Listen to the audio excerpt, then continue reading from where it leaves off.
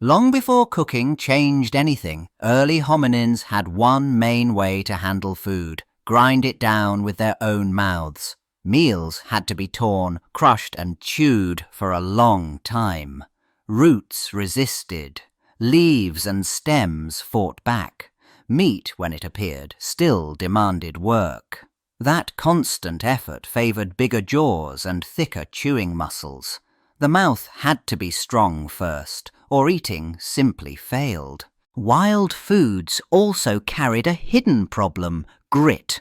Dust clung to plants. Sand mixed into what was pulled from the ground. Every bite dragged tiny minerals across enamel like sandpaper. Teeth wore down fast, year after year, until surfaces flattened and edges changed shape. It sounded damaging, and it was.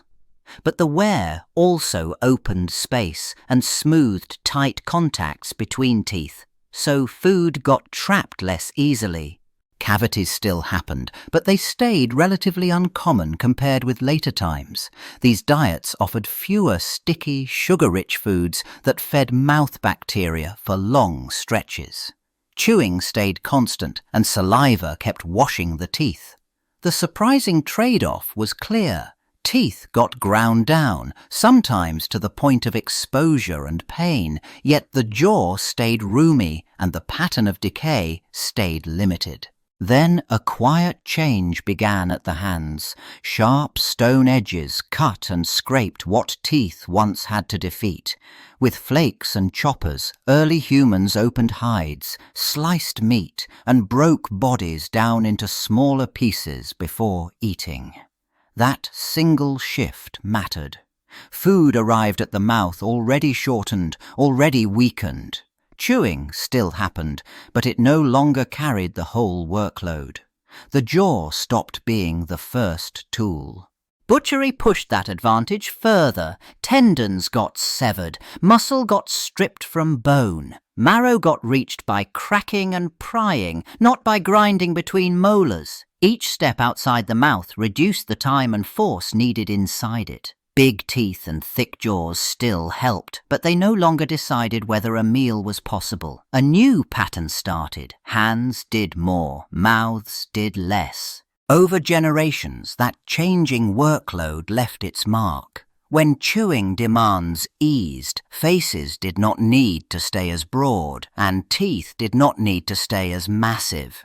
The difference remained subtle at first, almost easy to miss, but it pointed in one direction. Less processing in the mouth meant less pressure to grow the hardware for non-stop grinding. The long slide towards smaller jaws began.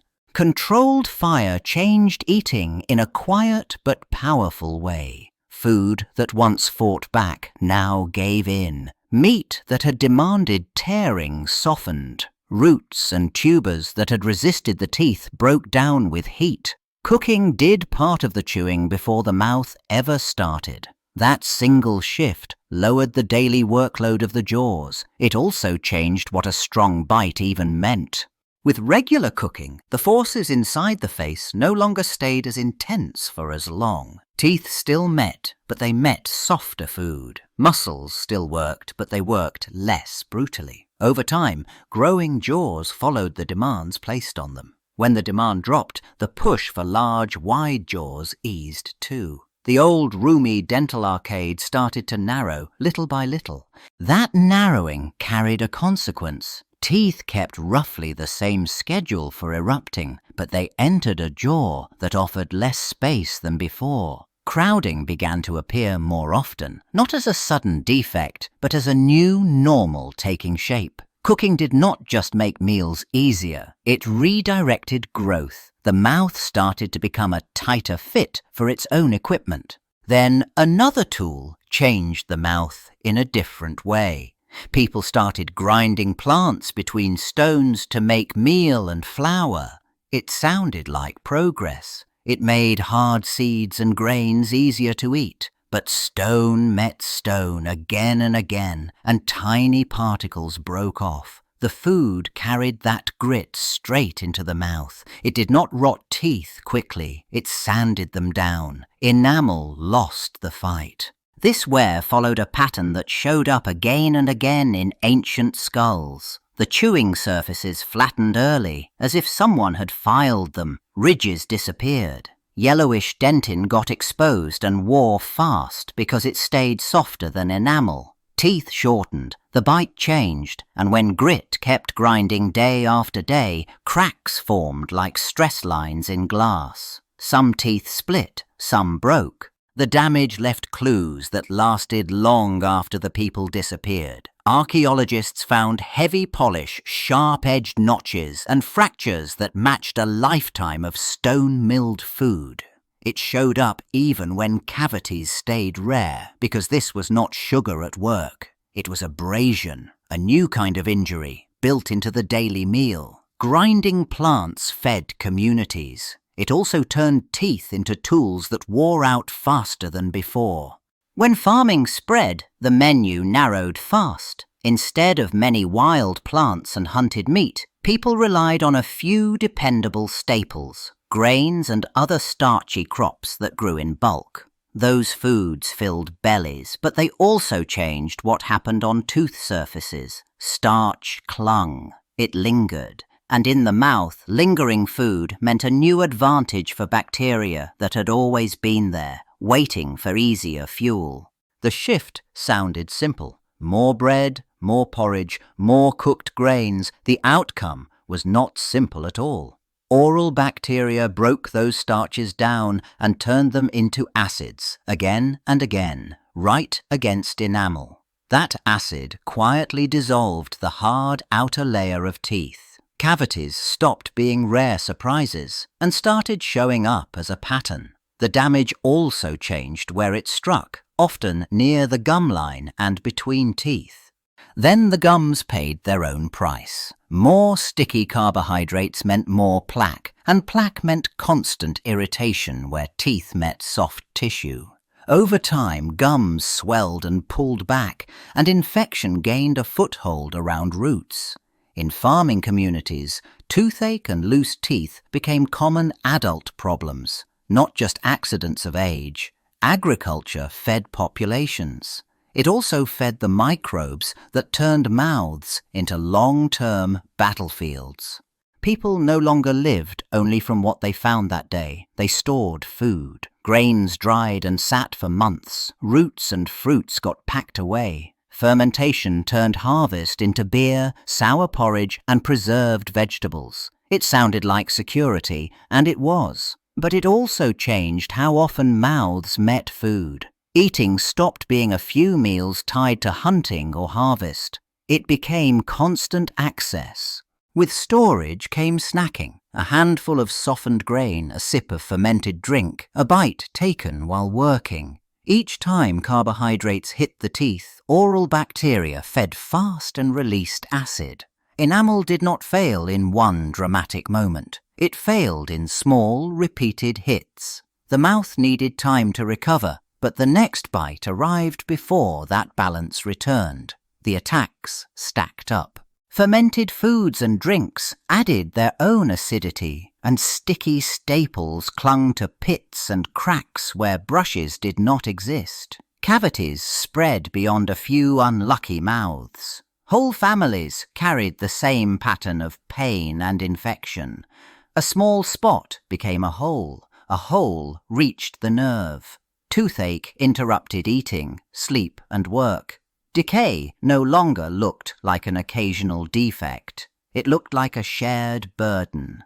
As decay and gum infection spread, toothache stopped being a rare personal problem and became a shared threat. People learned the pattern fast. A small hole turned into a deep pain, then swelling, then fever. When a tooth became the source, the simplest cure meant removal. Extractions happened with whatever force and leverage worked. It sounded brutal, but it changed the risk. Losing one tooth could mean keeping your life. But people did not always surrender the tooth. Some tried to reach the rot and stop it. They drilled into damaged enamel to open a cavity and clean it out. trading short agony for longer relief. Then came filling. Soft materials got packed into the hole to block food and slow further damage. It was not modern dentistry, but it was a new idea. The mouth was not just endured, it got repaired. And teeth did not only carry pain, they carried meaning. In many cultures, people altered healthy teeth on purpose, filing edges, cutting patterns, or reshaping the front teeth into points or gaps. The result changed the face instantly. It marked identity, adulthood, status, or belonging, even when it increased sensitivity or risk.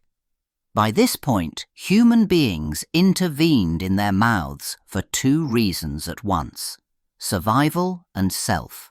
Then sugar changed scale. It no longer arrived as a rare sweetness in fruit or honey. It arrived as an industrial ingredient, cheap, pure, and everywhere. Refined flour followed the same path, stripped of fibre and turned into soft bread, cakes, and biscuits that stuck to teeth. Mouth bacteria fed fast on these simple carbs and pumped out acid. Cavities no longer crept in slowly. They exploded across whole populations. This new food did two things at once. It fed decay, and it asked almost nothing of the jaws. Soft, processed meals meant less heavy chewing, especially in childhood, when bone still responded to force. Jaws grew smaller, not because teeth became smaller at the same pace, but because the face received fewer strong signals to widen. The result looked simple. Teeth started to run out of room. Crowding became common, and the trouble spread to the very back of the mouth. Wisdom teeth, once just the last set in a long chewing engine, often met a blocked exit. Some stayed trapped in bone, others pushed sideways into the second molars, raising the risk of pain, infection, and damage. Industrial sugar attacked from the outside, and refined softness squeezed from within. The modern mouth became a battlefield. Dentistry no longer waited for a tooth to hurt. It moved upstream. Fluoride entered water supplies and toothpaste, and it changed the math of decay by helping enamel resist acid attacks. Daily brushing stopped being cosmetic and became basic maintenance, pushing plaque off the teeth before it hardened and inflamed gums. The mouth started to look less like a set of parts that failed and more like a system that needed constant prevention. Prevention also became physical. Dentists placed thin sealants into the deep grooves of back teeth, blocking bacteria from settling where bristles missed. Regular checkups turned into scheduled inspections, not emergency visits, because small cavities could be caught and fixed early. This new routine worked, but it carried a message. Modern teeth did not simply endure. They depended on habits, products, and repeated care to stay intact. At the same time, modern mouths faced another problem: fit. Smaller jaws left less room, so orthodontics used braces and aligners to guide crowded teeth into straighter lines and easier cleaning. Then came the third molars. Wisdom teeth often stayed trapped or pushed against neighbours, so surgery removed them before they caused infection or damage. The mouth became something managed for life, planned, adjusted, and maintained decade after decade. In the present, a strange balance appeared. People kept their teeth for decades longer than most ancestors ever did.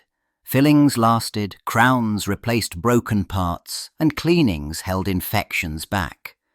Teeth survived, yet the battles did not end. Pain still arrived, just with different timing and different causes. Instead of losing teeth early to untreated decay, many carried damaged teeth for years, repaired again and again. Ultra-processed diets drove much of that damage. Soft foods demanded little chewing, so jaws still tended to grow smaller, leaving less space for teeth. At the same time, frequent sugar and refined starch fed mouth bacteria again and again, day after day. The acids kept returning, cavities formed even in mouths that looked well cared for, and gums stayed inflamed when plaque never fully lost its grip. Then the third molars arrived, late and often unwelcome.